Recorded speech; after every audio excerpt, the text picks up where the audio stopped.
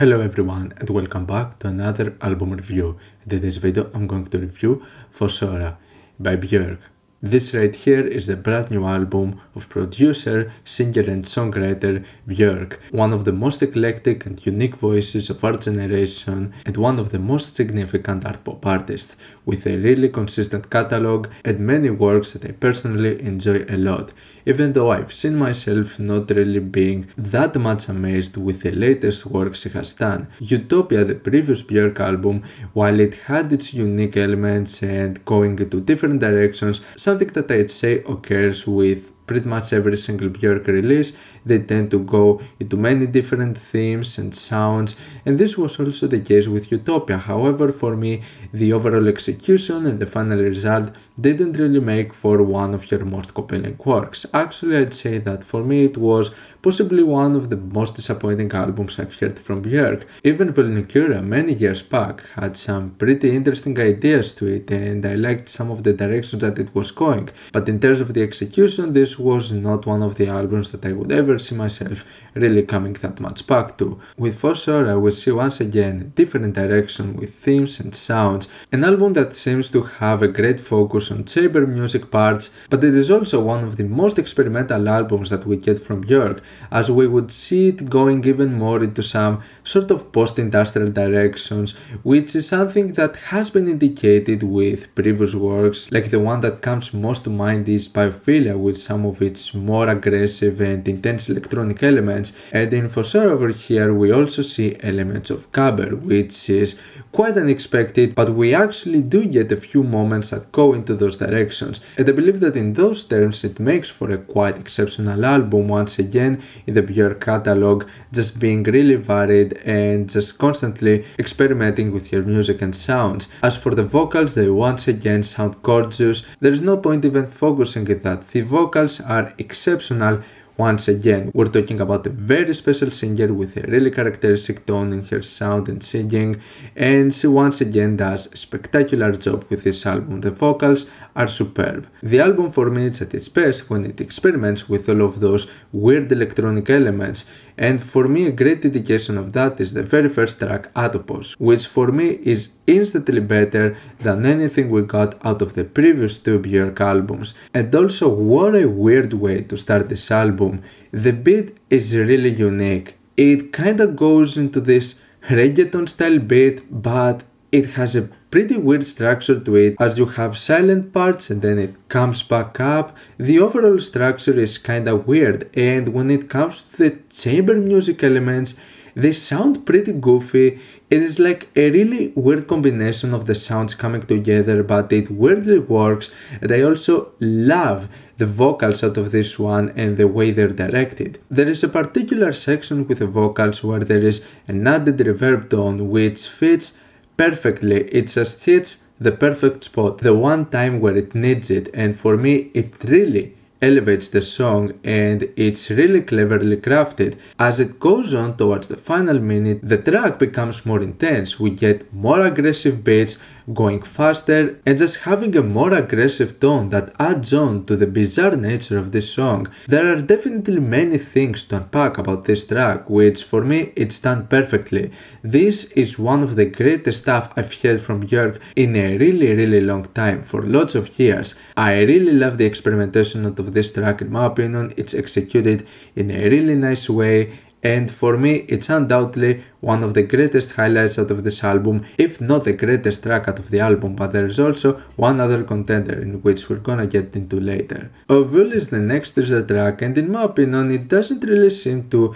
differentiate all that much in comparison to what Atopos did. So for me it would feel more appropriate if we would get something else in the track list and have Ovul in a different spot, because the tracks sort of feel identical in a sense, but Ovul is a much more lackluster song. It doesn't really have the intensity or the experimentation of Atopos, and it doesn't really need to, but for me it didn't really stick out that much as an idea in comparison to the very first song, which was really intense and powerful in its own way. Then Mycelia, while it is an interlude, it is undoubtedly one of the most intriguing and most experimental moments over here.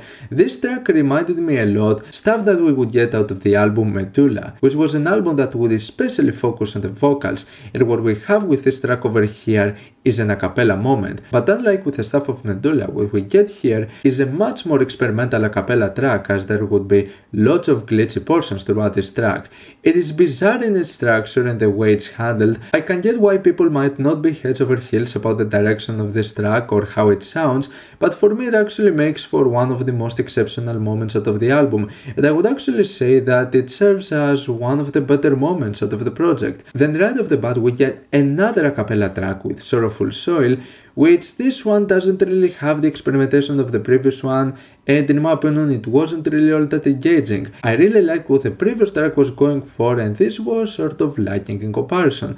Once again, it didn't really need to be similar with the previous song, but I don't really see why it would be this point in the track listing, and for me it wasn't really all that engaging in the first place. Ancestors is a track that is pretty interesting, but the more I would listen to it, I didn't really feel that much engaged with this song. At this point I feel that we kind of sense the pattern, and that it doesn't really develop that much after this point. We get the chorals, we get the chamber music parts, not really that much experimentation or intensity, but just a song that it's just pretty okay and decent. Then there's Victimhood, which in my opinion starts pretty promising. It has this more haunting dark ambience to it, and there is a bit of a different beat over here that goes into the more glitchy side. It is kinda minimal, and it's kinda smooth with its approach, but towards the second half we get a bit of a more intense part, and this is another case where we sense a pattern. While I do really like this song, and I believe that it's one of the most interesting moments out of the album,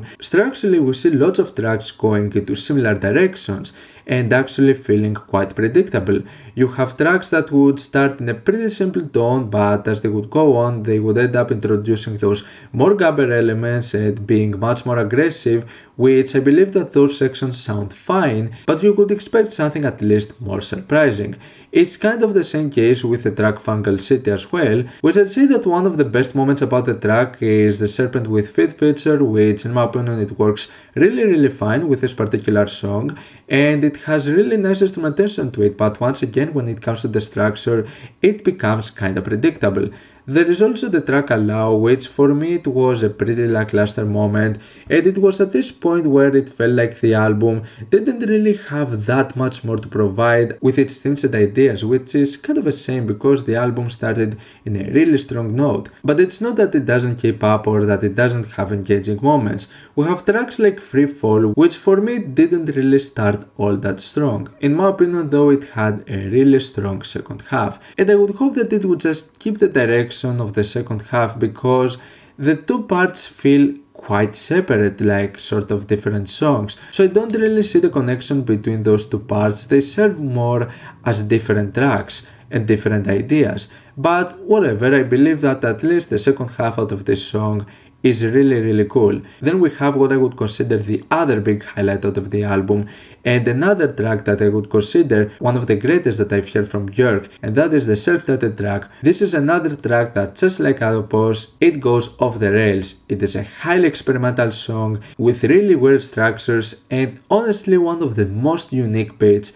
I've ever heard. There is something eerie and menacing about those particular sounds that are used as beats, because certain sounds would not really be categorized as part of the beat, but they really are in this occasion, and they make for such a unique result, which for me it sounds spectacular. Once again, I really like the contrast with the chamber music elements that sound extremely goofy, like the sound being much more cheerful and fun in comparison to anything else that happens with the song, with a somewhat more aggressive industrialized beat, and just with the vocals of Björk, which tend to have a much more melancholic tone to them. But this is not an attitude that lasts throughout the entirety of the song, as towards its final minutes we get the most proper gabber moment out of the project, and while we had similar directions like this in previous songs, in this one it sounds the best. It is unexpected, it comes out of nowhere, it massively elevates the song, really changing its atmosphere, making it much more dark and aggressive, and it makes for a really powerful finisher.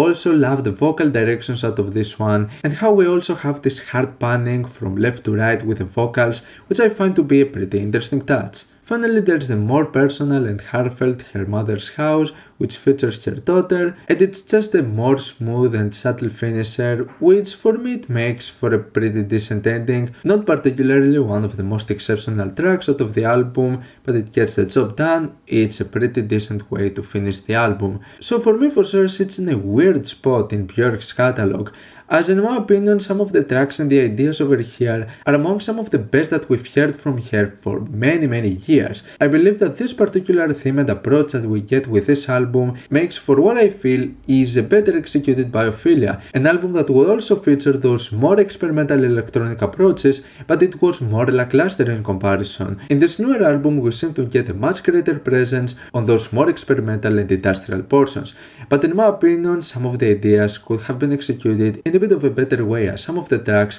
feel quite predictable as the album goes on, especially towards the second half. But with all that being said, I still find this to be the best album that we've heard from Björk for many years. While it's definitely not one of her most consistent works, we still got some pretty fascinating elements over here and a pretty solid project. I'm gonna give Fossora a 7 out of 10. What's your opinion on this album? Like it, dislike it, why? And what do you want to review next time? Let me know down in the comments. Leave a like if you enjoyed the video, subscribe for more content like this. Thank you for watching, and I'll see you all in the next video. Goodbye.